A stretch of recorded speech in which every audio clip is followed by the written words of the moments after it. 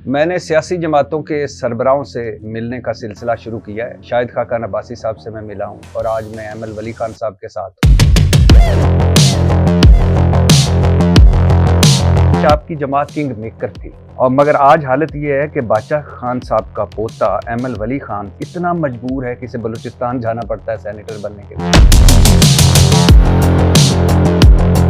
आपको अवाम ने रिजेक्ट किया है। एक मर्तबा आपके साथ हो सकता है हाथ हो जाए, 2 मर्तबा हो सकता है, हर मर्तबा तो नहीं। आप कितने इलेक्शन लड़े? 3 इलेक्शन लड़ा, तीनों हार गए।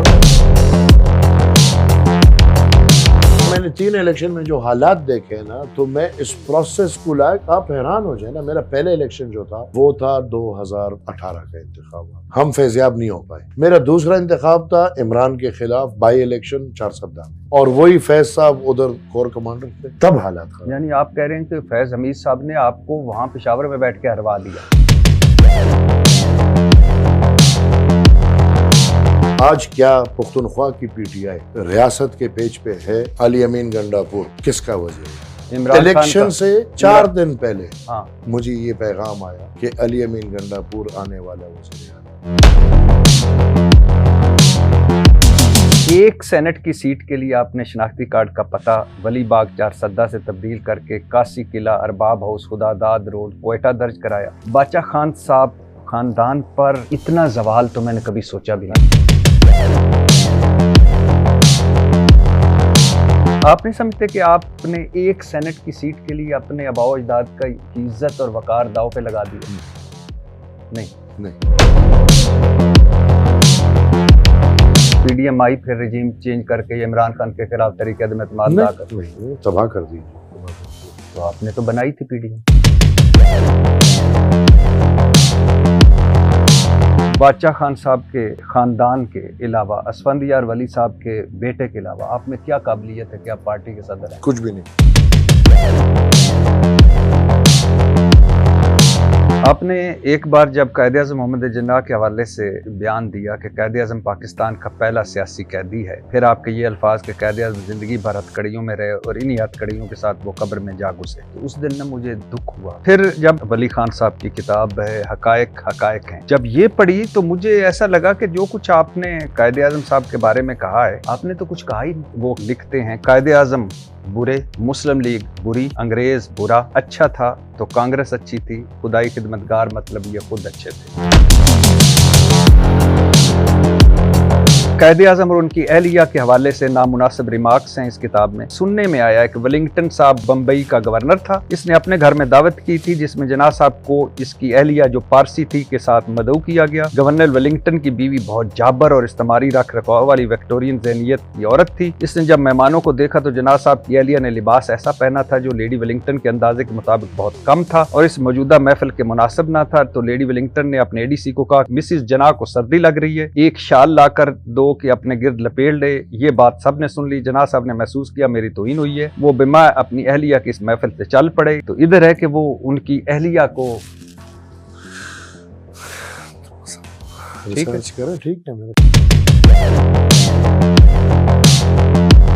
सफ़ा नंबर 70 पे जना साहब के मज़हब पर वार करते हैं। इसकी वजह जना साहब का ख्वाजा इस्माइली आगा खानी होना था जिन्हें उलमाए मुसलमान नहीं गर्दानते। जना का नाम असल में माम वाली जीना सर आगा खान की वालदा मोहतरमा लेडी अली शाह ने ख्वाजा रवायत के मुताबिक रखा था। यही वजह कि आम मुसलमान उलमा इनके मुखालिफ थे। सर मैं तो कायद-ए-आज़म साहब को पक्का और सच्चा मुसलमान समझता हूँ।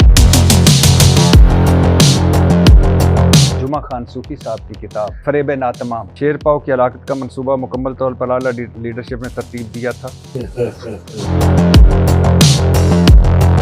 अफगानिस्तान का वजूद पख्तूनिस्तान की कौमी वादत पर मुनहसर है, अगर एक न रहा तो दूसरा भी नहीं रहेगा। तो मैं वली खान साहब सरदार दाऊद को ये बावर कराते रहे कि तमाम पश्तून और बलोच ना सिर्फ नैब के साथ हैं बल्कि एक भरपूर जंग के लिए आमादा भी हैं। अजमल खटक के घर हेड क्वार्टर ने बहुत अहमियत हासिल कर ली थी। तरबियत याफ्ता जवान अपनी ट्रेनिंग के इख्तिताम पर मुख्तलिफ रास्तों से पाकिस्तान वापस हुए। ये लोग अपने साथ असला, गोला बारूद, टाइम बम, ग्रेनेड और दीगर मवाद पाकिस्तान ले गए। जाते ही इन लोगों ने प्लान के मुताबिक दहशतगर्दाना कार्रवाइयाँ शुरू की। वली खान साहब का ख्याल था कि अगर हमने मुअस्सर तशद्दुद का रास्ता इख्तियार किया, अफगानिस्तान मजबूर होगा पुष्ट पनाही के लिए हमारी मदद करे। इससे पहले याहिया खान के ज़माने में कुछ इस तरह की फ़ज़ा बनाने की कोशिश की गई थी। हिंदुस्तान आजाद हुआ, पाकिस्तान बना। पाकिस्तान जब बन गया, आप तमाम कॉरिडोर्स में जाएं, पहले 3 साल, 2 साल, 1 साल आपके इधर जो भी था अंग्रेज, फाइनेंस सेक्रेटरी अंग्रेज, इंटीरियर वाला अंग्रेज, बाकी अंग्रेज, ये कैसे सर? लेकिन हमारा गवर्नर जनरल कायदे आज़म इंडिया का दूसरा गोरा था।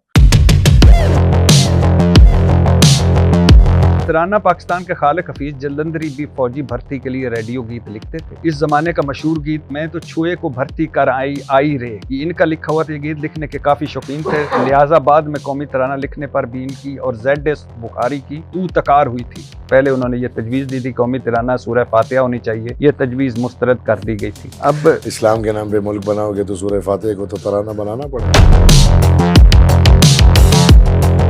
इमरान खान गंद है, गंद का सफाया होना चाहिए। हकीकत आज भी मैं कहूँ, पख्तूनख्वा के 3 स्टेक होल्डर थे कल तक, ANP, मौलाना फजल रहमान और मुस्लिम लीग। आज सूरत हाल ये है कि मौलाना MNA बनने के लिए बलूचिस्तान, ML वली खान सेंटर बनने के लिए बलूचिस्तान, अमीर मकाम की अपनी सीट पर एतराज़ात ही एतराज़ात। ये कैसा गंद है जिसने आप सारों को सूबा बदर कर दिया, आप सारों का सफाया कर दिया।